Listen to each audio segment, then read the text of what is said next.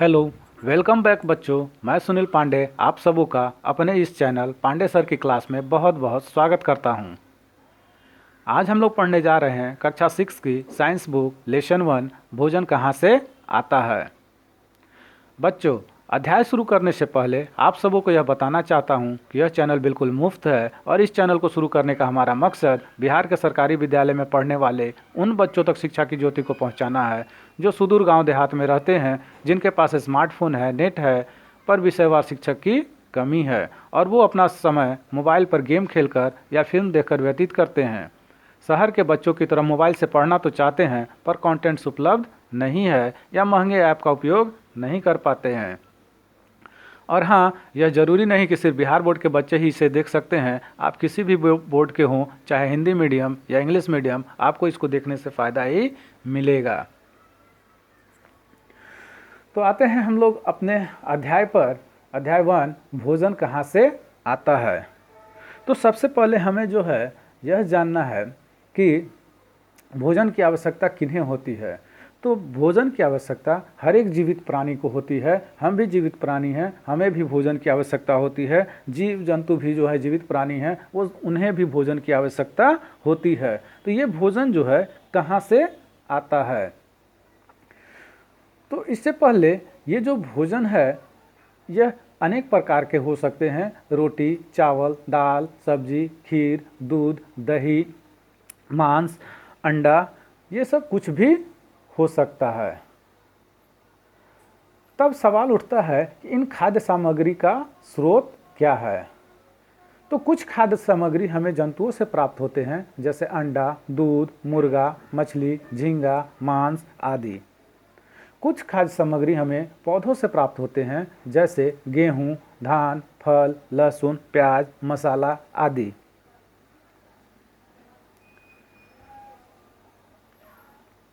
तो पौधे हमारे भोजन का एक मुख्य स्रोत हैं। हम पौधों के हर भाग जैसे पत्ते, फल, तना, फूल और जड़ को खाते हैं। जैसे उदाहरण के तौर पर लें तो हम चना, सरसों, पालक, बथुआ का इस्तेमाल हम लोग साग के रूप में करते हैं। ये पौधों के तना एवं पत्तियां हैं। उसी प्रकार सलाद में हम खीरा, टमाटर का उपयोग करते हैं, यह एक फल है। उसी प्रकार मूली और गाजर का जो हम इस्तेमाल करते हैं, यह एक जड़ है। फिर मूंगफली, सरसों, सोयाबीन आदि का जो हम तेल इस्तेमाल करते हैं, यह हमें बीजों से प्राप्त होता है। अब तो आगे बढ़ते हैं, देखते हैं जंतु क्या खाते हैं। कुछ जंतु केवल पौधे या उसके उत्पाद को भोजन के रूप में इस्तेमाल करते हैं। तो ऐसे जंतु जो केवल पौधे या उसके उत्पाद को भोजन के रूप में लेते हैं, उसे हम शाकाहारी अथवा हर्बीवोरस कहते हैं। जैसे गाय, भैंस, बकरी, खरगोश, हिरन, बंदर आदि, ये सब शाकाहारी प्राणी हैं।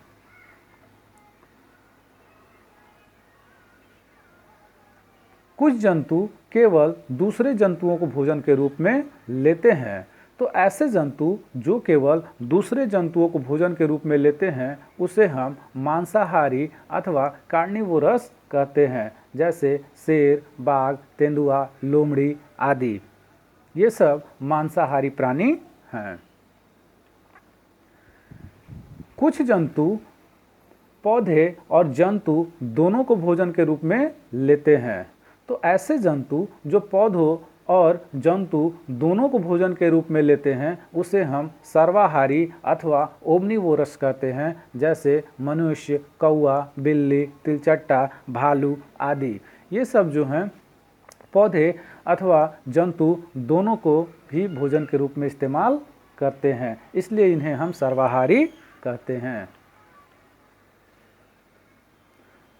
अब एक सवाल है कि हम जो शहद खाते हैं, वह शहद जो है क्या है और यह कहाँ से आता है।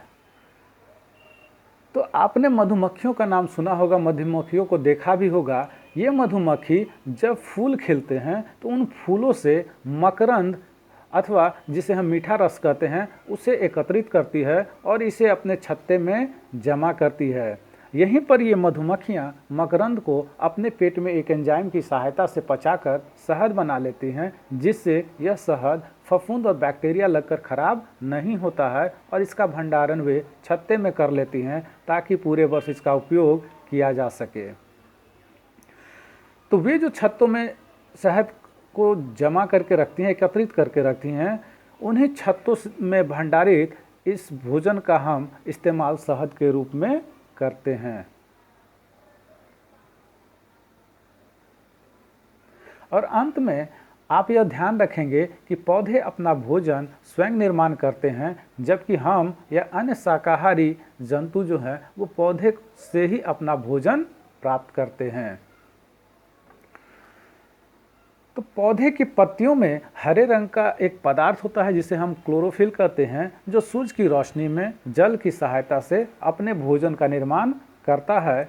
पौधों की पत्तियां एवं अन्य हरे भागों में भोजन का निर्माण एक जटिल प्रक्रिया के उपरांत होता है। इस प्रक्रिया को प्रकाश संश्लेषण अथवा फोटोसिंथेसिस कहते हैं।